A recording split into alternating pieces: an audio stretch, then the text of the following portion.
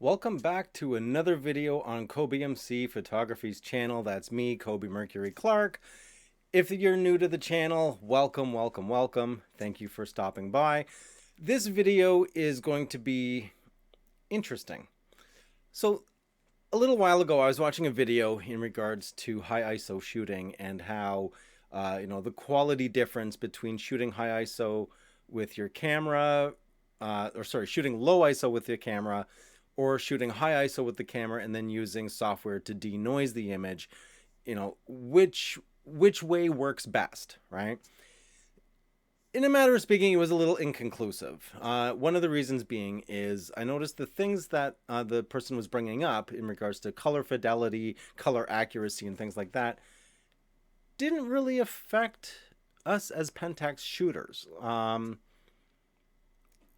So I thought that was very interesting. And I've noticed this across YouTube. Sony shooters, Canon shooters, Nikon shooters, or Nikon, however you want to pronounce it. I've heard both. Fuji, Olympus. They mentioned this color fidelity thing as you go up through higher ISO, right? And it seems to be right around 6400 is when things start to shift a little bit in regards to rendition of color. Now, for the Pentax K-3 Mark III, they did specifically state that they worked very hard to maintain color accuracy and fidelity all across the ISO range, right? So I started thinking, maybe I should see back to back between the K-3 Mark I and the K-3 Mark III. How well did they actually do on their promise that the K-3 Mark III would be the most incredible high ISO camera they have ever produced? Well, they didn't actually say that, but you get the idea. So I shot a scene back to back, and here it is. So it started at ISO 100. I used the exact same lens on both cameras, the 1650 f2.8 PLM on both cameras. And the one thing I will say, as you can see right here, can't deny it, the K3 Mark I, the metering on that camera tends to underexpose the scene compared to the K3 Mark III. Now, I'm kind of leaning more toward the K3 Mark III, not quite getting perfect center exposure, and that's pretty much what I was doing. Was I was using manual mode, and I was using the camera's built-in meter to get the exposure compensation part at the bottom of the viewfinder on both cameras dead center, so neither one was over or underexposed according to the metering in the camera itself, right? Now, I do find that the K3 Mark III does expose to the right. Both of these were being used in average metering mode. So the K3 Mark I does underexpose. Neither one of them, about half an exposure between the two would be exactly dead center, right? Properly exposed. So I do find the K3 Mark I does underexpose. The K3 Mark III does slightly overexpose. But anyway, I digress. This is about the color fidelity of the images. So let's start with the K3 Mark I. And let's go to ISO 200, and yeah, still looks pretty good. Still looks pretty good. Now, pay special attention to this area here on the box where all the different colors are as I go through this. So this is ISO 400. Still looks good. Still looks good. ISO 800. Still looks pretty good. Can't complain. ISO 1600. Still looks pretty good. Can't complain. ISO 3200. All right. It's a little bit of grain. Very, very slight bit of grain there. I can see you. I see you. But it still looks pretty good. Still looks pretty good. ISO 6400. A little bit more grain, but the colors themselves still look good. ISO 12800. I think this is probably the maximum. And was there a slight color shift? No, just a slight extra darkening of the exposure. And actually, yeah, there was a slight bit of color shift. Let's just zoom in here. Keep an eye on this section here where it's colored on the box where the green is. We'll go down one And slight shift towards, it's almost like it's introducing a bit more green, which is changing this to more of an aqua color. Now let's go to ISO 25600. Now you can really see the color is starting to fall apart. Still detailed, but the color is starting to become very false. And ISO 51200, which is the max for the K3 Mark III. And as you can see, it is very green tinged everywhere, right? And yeah, it's almost canceling out the greens here. And it is very grainy. Very, very grainy. So grainy. All right. Now let's take a look at the K3 Mark III. So here's ISO 100. And let's go to ISO 200. Still looks the same. ISO 400. Still the same. ISO 800. Still the same. Again, pay attention to this area here on the box. ISO 1600. Still the same. Is there any grain? No. Huh.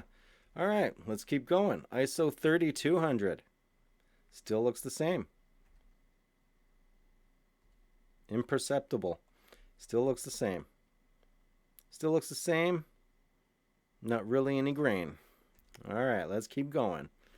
6400. Still looks remarkably the same. Color fidelity is very good. Maybe a tad bit of grain here in the greens. Very, very, very slight. Can't really see much in the white area here. And let's go 12,800. Not really any shift. This very, very, very slight darkening of the exposure, but the color rendition is still accurate. Still accurate. Just a bit more grain here. Still pretty clean though. 25,600.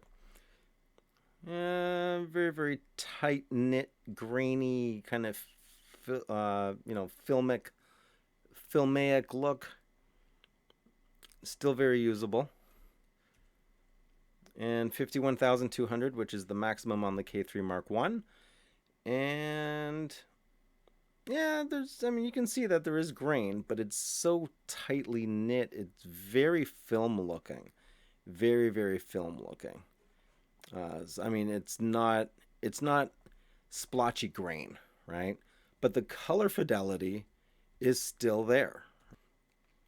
Unfortunately, this stops, if you look here where the ISO is, stops at 51,200, and after that it doesn't know what to do.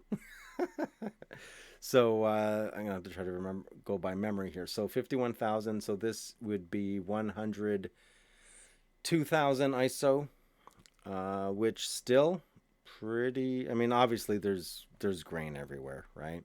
But the color fidelity is still pretty good, right? 102,000 ISO, 204,000 ISO, starting to get some artifacting and the slight color shift. There's like some pinks, some pinks and stuff like down here. This is all false color. So that would be 204,000 ISO, so 409,000 ISO. And then, the pinks are still decent. There's still color fidelity here, but you are getting this pink cast in all the shadow areas, right? On the box itself, it's not too bad, but it is very, very grainy. The gain is just way too high. So that was I think it was 400 and something thousand ISO, so 800 something thousand ISO, and now it's just completely fallen apart. And then that's the 1 million ISO, right?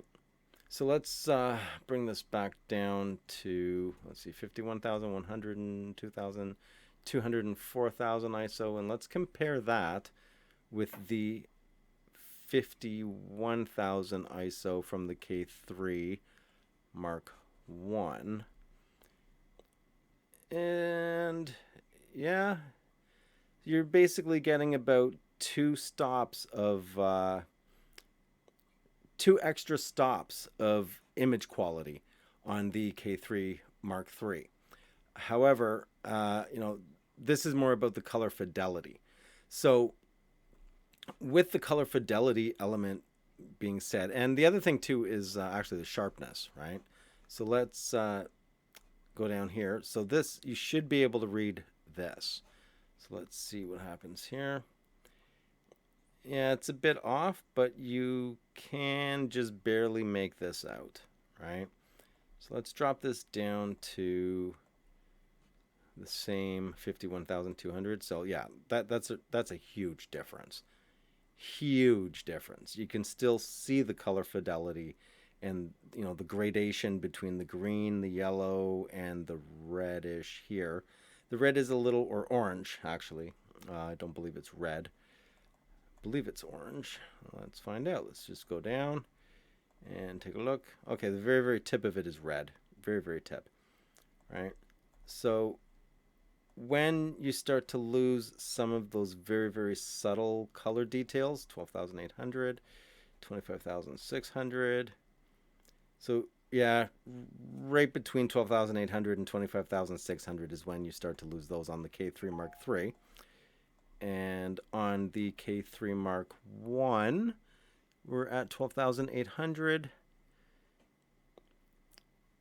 Yeah, it's not quite as sharp. However, 25,600, yeah. So 12,800 on the K3 Mark I is right when things start to fall apart. Right when they start to fall apart. If we go down, there we go. So 6400 ISO is pretty much the max for clean images with proper color rendition on the K3 Mark I. Whereas the K3 Mark III, I mean, you can just go up to, is that 100 and something thousand? Maybe one down, 51,200 would be the max before things really start to fall apart. And yeah, so I mean, I just thought this was interesting. These two are very comparable. So what are we at here? 6400 ISO on the K3 Mark I and 25,600 on the K3 Mark III. So there you go. Again, two extra stops of wiggle room on your exposures if you're going to be forced to have to shoot high ISO.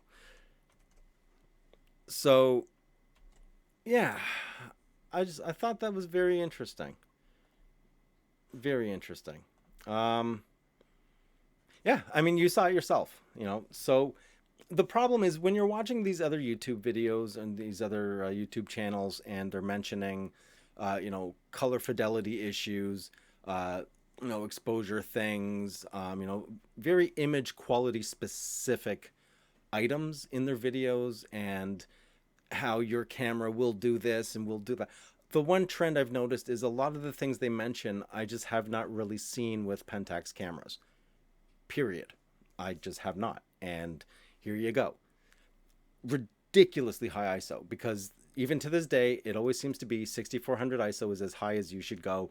And after, as soon as you hit 6400, things are already just at the fall apart stage, right? With the K3 Mark III, that is not the case. You can go to, things don't really start to fall apart until 25,600 ISO. Again, it also depends on making sure that you have the correct exposure. But in regards to the processing, the color rendition has been drastically upgraded, and you should have nothing to really worry about. Just set the ceiling to 25,600 ISO, leave it in TAV mode, shoot, whatever aperture and whatever shutter speed you need to get there. Let the camera float the ISO around as it sees fit, and you should be good to go. And that's going to conclude this video. So there you have it. If you like the video, leave a like. If you have not already, please do subscribe. Always helps out. If you have any questions or comments, leave them down below. And that's it. I'm going to go. Thank you all for the support over the years. I appreciate it. And I'll catch you in the next video. I'm out.